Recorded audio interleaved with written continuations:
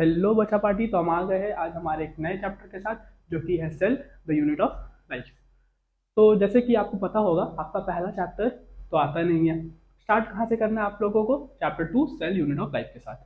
तो सेल है क्या? सबसे पहले हम इसका इंट्रोडक्शन के बारे में बात करते हैं। एक लिविंग ऑर्गेनिज्म का सबसे जो छोटा पार्ट होता है उसे हम क्या बोलते हैं? सेल बोलते हैं। इतना भी जानेंगे, मैं आपको सब बताऊंगा क्या है। और सी, ये जितना भी वीडियो मैं बनाता हूँ ये एक्सप्लेनेशन के लिए, नोट्स नहीं है। तो प्लीज़ आप पढ़ते रहिए और उसके साथ साथ मार्क करते रहिए। जो भी पॉइंट्स मैं लिख रहा हूँ उसको आप मार्क करते चलिए, ठीक है? तो जैसे कि केमिस्ट्री में हमने पढ़ा है कि सबसे छोटा चीज़ क्या होता है? एटम। एटम के अंदर भी होता है, वो तो मुझे पता है। एटम क्या टूट सकता है? नहीं। तो सबसे छोटा हो गया एटम। एटम एटम जुड़कर क्या बनता है? मॉलिक्यूल। मॉलिक्यूल मॉलिक्यूल एक एलिमेंट। एलिमेंट और एलिमेंट कंपाउंड। और कंपाउंड और कंपाउंड क्या बनता है? मिक्सचर। तो सिमिलरली सबसे छोटा चीज क्या होता है? सेल।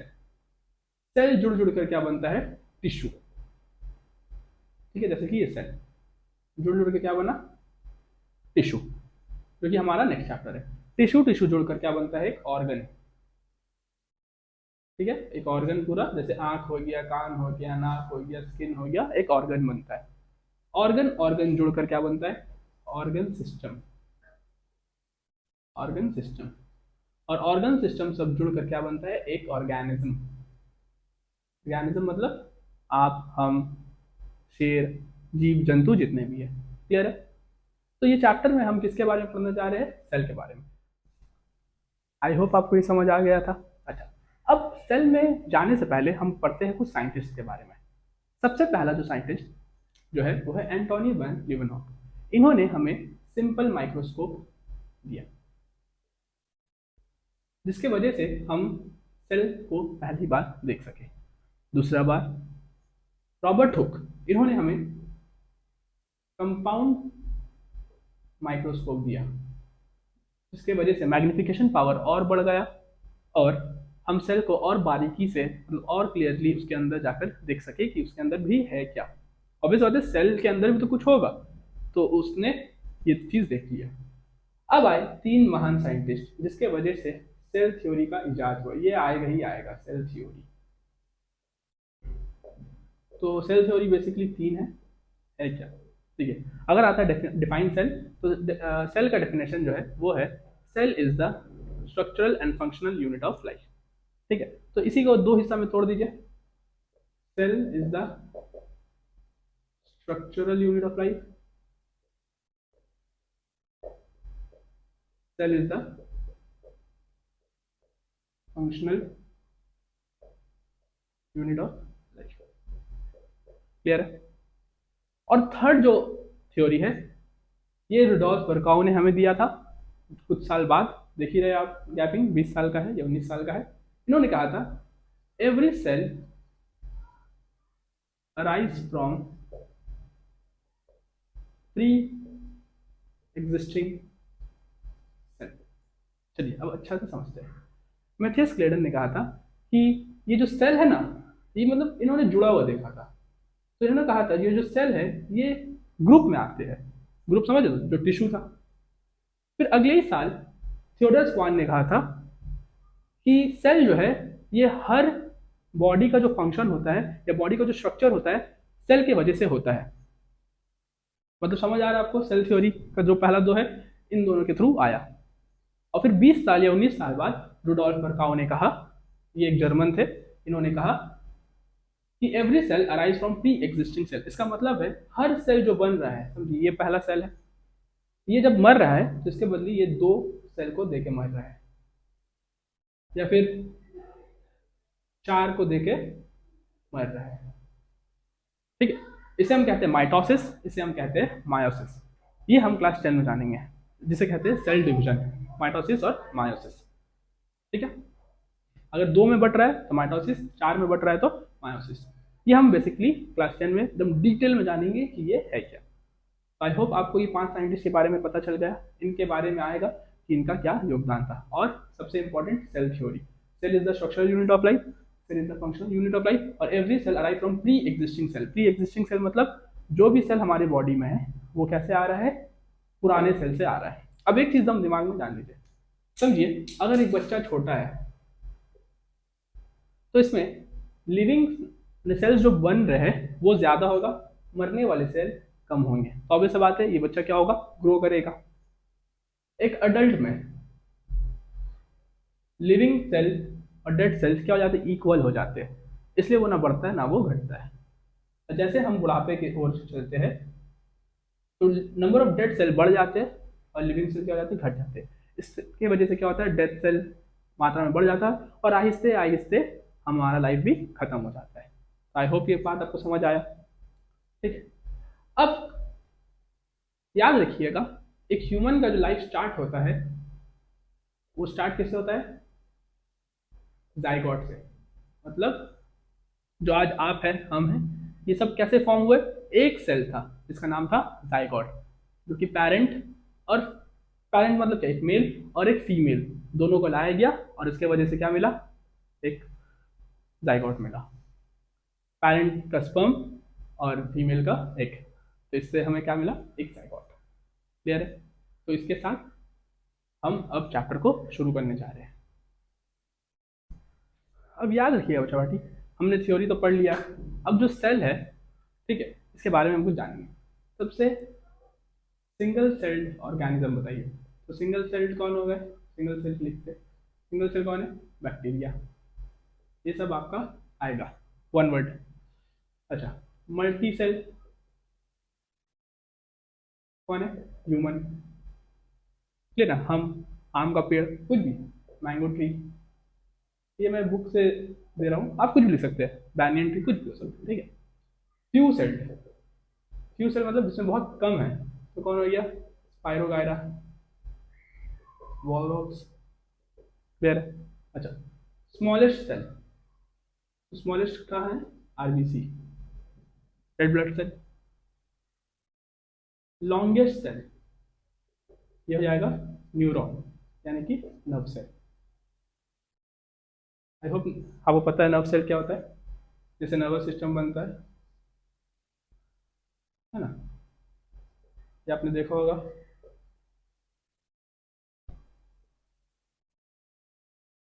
और लार्जेस्ट जो है, लार्जेस्ट होता है, याद रखिएगा, ऑस्ट्रिच में, ऑस्ट्रिच के एग में। तो ये आपका एक मार्क्स का, इसमें से कुछ भी एक आ सकता है। अब क्या है कि सेल इतना छोटा क्यों होता है, इसका दो रीजन बताइए। तो सबसे पहले सेल का साइज होता है इतना छोटा इसलिए होता है क्योंकि रैपिड कम्युनिकेशन के लिए, नंबर वन। और नंबर टू जो है, रैपिड कम्युनिकेशन मतलब क्या, देखिए, अगर एक बॉडी है, समझिए एक रेस हो रही है, ठीक है, अब उसमें पूरा जो रेस का जो ट्रैक है उसमें पूरा भीड़ कर दिया मैंने। अब एकदम बल्कि आदमी है, एक छोटा बच्चा है, तो रेस कौन जीतेगा, बल्कि आदमी की एक छोटा बच्चा, एक छोटा बच्चा जीतेगा। क्यों, क्योंकि वो अपना रास्ता आराम से निकाल लेगा भीड़ में, लेकिन एक बल्कि आदमी उस भीड़ में क्या हो जाएगा, फंस जाएगा। तो सेल जो है, हमारे पूरे बॉडी में तो सेल है कि नहीं, करोड़ों सेल है। तो रैपिड कम्युनिकेशन, ताकि हमें कुछ भी एहसास होता है, जैसे कि अगर आप मुझे पिंच कर रहे हैं या खुद को पिंच कर रहे हैं, तो वो एहसास आपके ब्रेन तक जाता है। ये रैपिड कम्युनिकेशन किसकी वजह से हो पाता है, अगर सेल छोटा है तभी हो पाएगा। ऑब्वियस बात है, सेल इसलिए छोटा होता है, बड़ा होगा तो ये रैपिड कम्युनिकेशन नहीं हो पाएगा। और दूसरा, डिफ्यूजन जल्दी हो, मतलब जितना बड़ा सरफेस एरिया होगा उतने ज़्यादा क्या होंगे, सेल होंगे, जिसके वजह से क्या होगा। अब अच्छा आप बताइए, ये दो पार्ट है, एक ए और एक बी, किस में सेल ज़्यादा होगा, छोटा वाला में कि बड़ा वाला में। एक चीज़ एकदम दिमाग में रख लीजिए, जो ऑर्गेनिज्म जितना बड़ा होगा उसमें सेल उतना ज़्यादा होगा। क्लियर है? तो किस में ज़्यादा सेल है, एक ह्यूमन के अंदर कि एक मैंगो ट्री के ऊपर, एक ह्यूमन बड़ा कि एक मैंगो ट्री, ऑब्वियस बात एक मैंगो ट्री, तो किसमें ज़्यादा सेल होंगे, मैंगो ट्री के ऊपर। आई होप क्लियर है क्या बोलना चाह रहा हूँ मैं। तो जितना बड़ा ऑर्गेनिज्म होगा उतने ज़्यादा उसमें सेल होंगे। तो ये क्लियर है, मतलब ए और बी है, तो किस सेल किसमें ज़्यादा होंगे, इसमें सेल ज़्यादा होंगे। क्यों, क्योंकि ये बड़ा है। तो डिफ्यूजन ऑफ सेल भी इसमें ज़्यादा होगा, बी। डिफ्यूजन मतलब क्या, from higher concentration to lower concentration. Cell के बारे में अच्छे से पढ़ेंगे कि वो है क्या। अभी हमने जाना कि सिंगल सेल क्या होता है, मल्टी सेल क्या होता है, पहले उसका फिर हिस्ट्री जाना। अब हम सेल के अंदर जाने वाले हैं।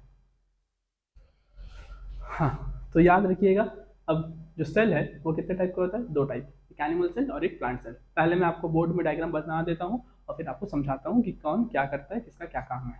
क्लियर है? अच्छा, ठीक है, आप मेरे साथ साथ बनाइए एकदम इजीली, बुक से छापने की कोशिश मत करिए। एनिमल सेल जो होता है वो इरेगुलर शेप का होगा, ऐसे ऐसे कर दीजिए, वो ऐसा तो नहीं होता है, ऐसे करके बना दीजिए, एरिया समझ लीजिए, ये हो गया। प्लांट को भी बना देते हैं।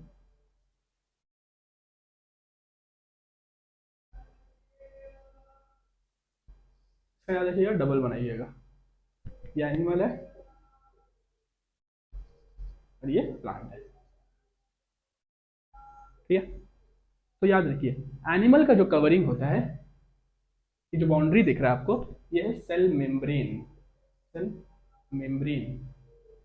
और प्लांट का सेल मेम्ब्रेन ये वाला है जो पहले हमने बनाया था। और इसका और एक कवरिंग है जैसे हम कहते हैं सेल वॉल। सेल वॉल का क्या काम है? रिजिडिटी देना। रिजिडिटी मतलब एकदम अड़ा हुआ रहेगा और परफेक्ट एक शेप में रहेगा। क्लियर है? नेक्स्ट, आप इसके अंदर बनाइए एक न्यूक्लियस जो कि बहुत इंपॉर्टेंट है। सेल के अंदर क्या रहता है? न्यूक्लियस। तो देखिए,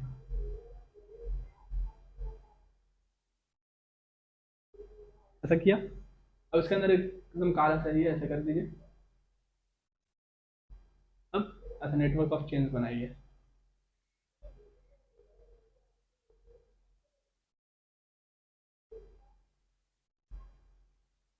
क्लियर है? यहाँ पर भी बनाते हैं, एकदम ब्लैक सा ऐसा बना दीजिए। क्या देखिए, ये पूरा क्या है? ये पूरा है न्यूक्लियस। ये पूरा क्या है? न्यूक्लियस। ये ब्लैक सा क्या है? न्यूक्लियोलस। क्लियर है? और ये जो थ्रेड्स है इसे हम कहते हैं क्रोमैटिन फाइबर्स। Chromatin fibres. ये जो बाउंड्री है इसे हम कहते हैं न्यूक्लियर मेम्ब्रेन। और ये जो गैपिंग दिख रहा है आपको इसे हम कहते हैं न्यूक्लियर पोर्स। क्लियर है? तो न्यूक्लियस के अंदर क्या क्या है? ये पूरा न्यूक्लियस है। न्यूक्लियस के अंदर क्या क्या है? अगेन एक न्यूक्लियोलस है, थ्रेड लाइक जो स्ट्रक्चर है इसे हम कहते हैं क्रोमैटिन फाइबर्स।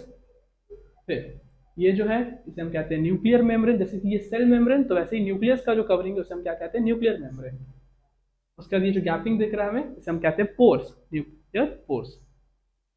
अच्छा, अब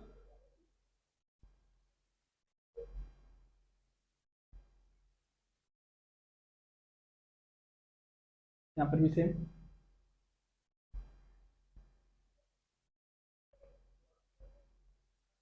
ऐसे से, मतलब ये क्या लग रहा था? रफ लग रहा ना, मतलब ऐसा ऐसा हल्का हल्का। इस इन दोनों को कहते हैं हम एंडोप्लाज्मिक रेटिकुलम। क्या कहते हैं? Endoplasmic reticulum. अभी मैं आपको सबका बारे में भी बताऊंगा, पहले आप डायग्राम सीखिए। ये हो गया एंडोप्लाज्मिक रेटिकुलम, ये क्या हो गया? Endoplasmic reticulum. तो दोनों में डिफरेंस क्या है? ये स्मूथ है और ये क्या होगा? रफ, है ना? ये स्मूथ एंडोप्लाज्मिक रेटिकुलम, ये क्या है? Rough endoplasmic. सबसे इंपॉर्टेंट सेल के अंदर होता है वो है न्यूक्लियस और एक माइटोकॉन्ड्रिया। ऐसे तो सबका काम है लेकिन ये दो बहुत इंपॉर्टेंट है।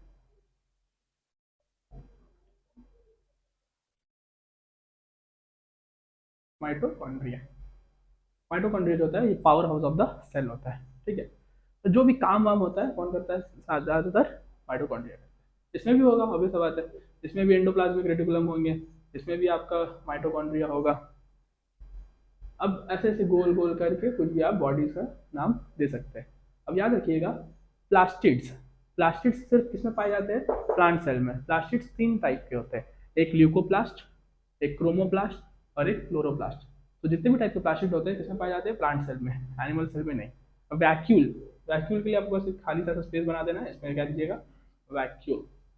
वैक्यूल भी किसमें आपको पाया जाता है? सिर्फ प्लांट सेल में। मतलब दो ऐसे चीजें जो सिर्फ प्लांट सेल में पाया जाता है, तीन, सेल वॉल, वैक्यूल और प्लास्टिड। और भी बहुत है, जब डिटेल में हम पढ़ेंगे क्लास 11 का टॉपिक तब हम जानेंगे। तो फिलहाल आपके लिए इतना है। और गोल्गी बॉडीज, सेंट्रोसोम, हाँ सबसे इंपॉर्टेंट, ये जो खाली स्पेस दिख रहा है ना, ये खाली स्पेस को बोलते हैं साइटोप्लाज्म। क्या बोलते हैं हम? साइटोप्लाज्म। इसमें भी खाली स्पेस हमें दिख रहा है, इसमें क्या कहेंगे? साइटोप्लाज्म। पूरा तो भरा हुआ रहेगा, ठीक है ना, कुछ कुछ रहेगा, गोल्गी बॉडीज, प्लास्टिड, वैक्यूल्स। तो जो खाली एरिया रहेगा उसे हम क्या बोलेंगे? Very good, cytoplasm. अब बात समझिए, करना क्या है हमें? ये आपका आएगा ही आएगा, कितना मार्क्स का? 5 मार्क्स का। अब याद रखिए, कभी भी अगर आप एक डायग्राम बना रहे हैं तो उसका लेबलिंग जो है आप राइट साइड करने का सोचिए। जितना भी लेबलिंग है एक तरफ, ऐसा फिर ऐसा फिर ऐसा, 1 2, 5 मार्क्स का आ रहा है तो उसमें चार्ज जरूरी नहीं है। चार्ज ऑब्वियस बात है, सेल में आपका बहुत सारा लेबलिंग है तो एटलीस्ट 10 लेबलिंग दीजिए। और एक परफेक्ट डायग्राम बनाने की कोई दरकार नहीं है, आप बस समझा दीजिए उसमें क्या क्या है। इसमें क्या क्या मेन है? Cell membrane, nucleus, ER, RER, mitochondria, Golgi bodies और साइटोप्लाज्म। ये बहुत इंपॉर्टेंट है। आई होप आपको ये क्लियर है। तो इसके साथ अब हम इसका फंक्शन जानेंगे और इस चैप्टर को खत्म करेंगे। हाँ, तो बच्चे पार्टी एक चीज जान लीजिएगा, अब सेल जो होते हैं, प्लांट सेल और एनिमल सेल होते हैं, इसमें भी वैरायटीज हैं। दो टाइप के होते हैं, एक होते हैं प्रोकैरियोटिक सेल और एक होते हैं यूकैरियोटिक सेल। तो प्रोकैरियोटिक सेल और यूकैरियोटिक का मतलब क्या है? प्रो मतलब अर्ली और यू मतलब ट्रू। मतलब इसमें जो आपका न्यूक्लियस होगा वो वेल डिफाइंड नहीं होगा, मतलब ठीक से बना हुआ नहीं होगा, मतलब नो वेल डिफाइंड न्यूक्लियस। और इसमें क्या होगा? Well defined nucleus.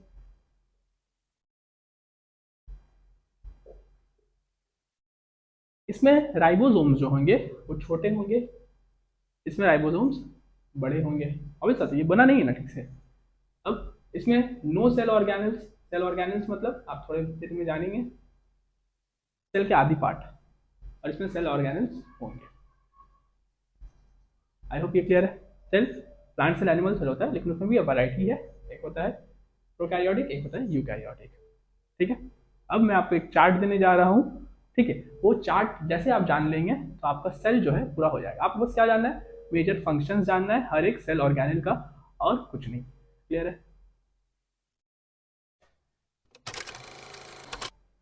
तो बच्चा पार्टी हम आ गए हैं सेल के कुछ मेजर पार्ट्स, उसके कैरेक्टरिस्टिक और फंक्शन को लेकर। सबसे पहला जो है सेल मेम्ब्रेन। तो हमें पता है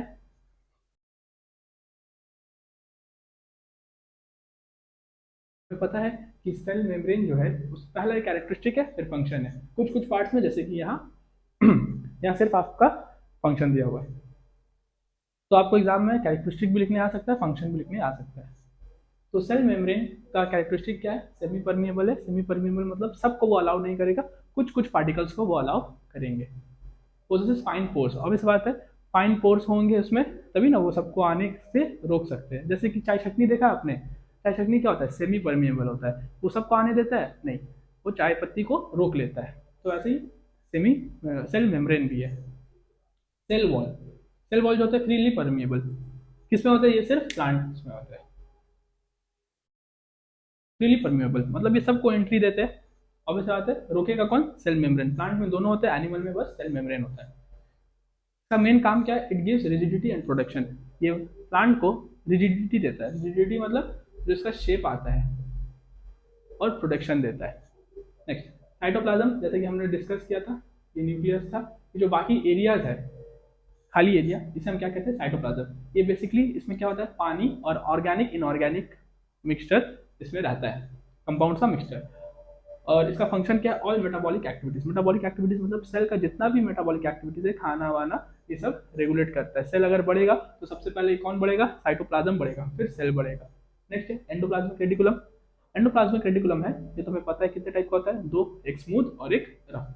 पेट में भी स्मूथ और रफ। इसका मेन काम क्या है? सिंथेसिस एंड, जितना भी प्रोटीन का सिंथेसिस होगा और आपका प्रोटीन का, वो ये देखेगा। Next mitochondria, very important. इसके हम कहते हैं power house of the cell. क्या कहते हैं? Power house of cell. मतलब ये अगर बुझ गया तो पूरा सिस्टम खत्म। देखिए, अब बात समझिए, सेल भी जो होता है ये पैसा लेता है काम करने का, और इसका जो पैसा होता है इसे हम कहते हैं एटीपी, एडिनोसाइन ट्राइफॉस्फेट। अब जैसे कि दुनिया में हर चीज किसके वजह से होता है? पैसा। एक काम आप कर रहे हैं तो पैसा आपको मिलेगा, तभी वो आप काम करेंगे। है कि नहीं, कमर्शियल अगर होगा।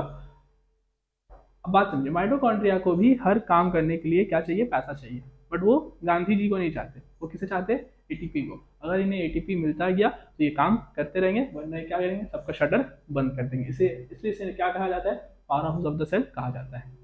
ये सॉसेज लाइक होता है, जैसे कि मैंने डायग्राम में दिखाया था, रिलीज ऑफ एनर्जी, जितना भी एनर्जी रिलीज होता है इनके थ्रू होता है, सबको फिर एनर्जी मिलता है।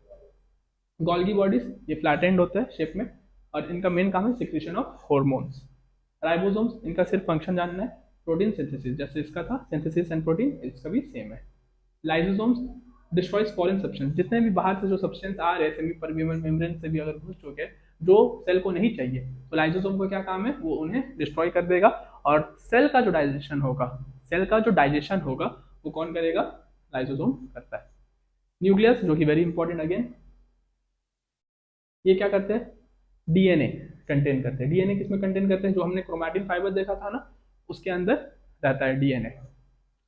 और इसका मेन काम क्या है, रेगुलेट सेल फंक्शन, सेल का जितना भी काम होता है वो किसके वजह से होता है, न्यूक्लियस की वजह से होता है। Last but not least, not last, अभी और एक आएगा, न्यूक्लियस प्रोड्यूसेस राइबोसोम्स। तो राइबोसोम्स जो है, ये जो आपको दिख रहा है ribosomes, sorry, ribosomes nucleolus produce करता है, और राइबोसोम का क्या फंक्शन है, प्रोटीन सिंथेसिस करने का। तो आई होप समझ आ रहा है आपको। आपको बस क्या लर्न करना है, आपको फंक्शन लर्न करना है। ऑब्वियस बात है, बहुत सारे बुक में दिए हुए, आपको बस एक दो करके करना है। तो जो नेक्स्ट है वो है क्रोमैटिन फाइबर्स। तो सबसे पहले इनका हम कैरेक्टरिस्टिक जानते हैं, तो made up of DNA threads. तो ये जो आप थ्रेड लाइक स्ट्रक्चर इनका था, किसके वजह से था, डीएनए के वजह से था। क्लास 10 में क्रोमैटिन फाइबर्स के ऊपर ही पढ़ाई है। और इसका फंक्शन क्या है, हेरिडिटरी इन्फॉर्मेशन। ऑब्वियस बात है, डीएनए से बना हुआ है, तो डीएनए में क्या आता है, हेरिडिटरी इन्फॉर्मेशन आएगा, जैसे कि जीन वाला बात। तो इसमें क्रोमैटिन फाइबर्स क्लास 10 में जो हम पढ़ेंगे, पूरा क्रोमैटिन फाइबर्स के ऊपर एक चैप्टर है। नेक्स्ट है वैक्यूल्स, स्टोरेज ऑफ वाटर, जितना भी पानी वानी स्टोर होगा इसमें होगा। और granules, food for the cell, खाना कौन बनाएगा, food for the cell, granules का काम है। अच्छा, अब सबसे इंपॉर्टेंट प्लास्टिड। प्लास्टिड 3 टाइप के होते हैं, और ये किसमें पाए जाते हैं, ओनली प्लास्टिड। सबसे पहला क्लोरोप्लास्ट। क्लोरोप्लास्ट मतलब ये ग्रीन कलर का होगा, और ये फूड बनाने में हेल्प करता है, यानी कि फोटोसिंथेसिस में हेल्प करता है। क्रोमोप्लास्ट, ये रेड भी हो सकता है, ऑरेंज भी हो सकता है, येलो भी हो सकता है, 3 कलर है। अब इनका क्या काम है, इम्पार्ट कलर टू प्लांट्स। उन्हें प्लांट्स, जैसे पेटल होता है ना, पेटल, रोज का पेटल, या कोई भी जो रंग आ रहा है, रेड ऑरेंज येलो, तो काम किसका है, क्रोमोप्लास्ट का है। और ल्यूकोप्लास्ट, इनका मेन काम है स्टोरेज, चार्ज को स्टोर करते हैं, चार्ज को स्टोर करते हैं, और ये व्हाइट कलर के होते हैं। इनका अगर डिफरेंस है, ये ग्रीन, ये रेड ऑरेंज येलो, ये आपका व्हाइट। आई होप क्लियर है। अब हम लास्ट ये चैप्टर को खत्म करते हैं, डिफरेंस जानकर प्लांट सेल और एनिमल सेल। पहला, दूसरा, इसमें सेल वॉल नहीं होता, इसमें सेल वॉल होता है। इसमें वैक्यूल्स नहीं होते, या फिर बहुत कम होते हैं। इसमें वैक्यूल्स होते हैं। इसमें प्लास्टिड नहीं होता, इसमें प्लास्टिड होता है।